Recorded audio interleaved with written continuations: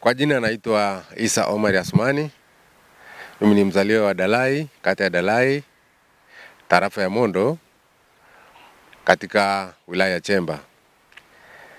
Nimefika hapa katika ofisi ya Chama cha Mapinduzi kuchukua fomu kwa ajili ya kuwania kiti cha ubunge katika jimbo la Chemba.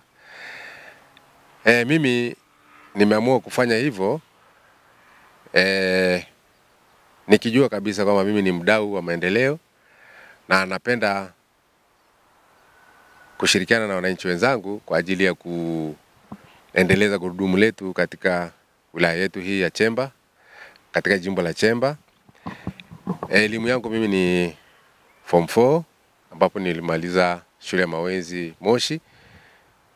Katika majukumu ya kazi nilikuwa ni Wizara ya Mambo ya Ndani, na nimetoka Wizara ya Mambo ya Ndani, kwa sasa niko nyumbani. Kwa hiyo nimeamua kuja nyumbani kusaidiana nao katika kuendeleza gurudumu hili la maendeleo katika jimbo letu hili la Chemba.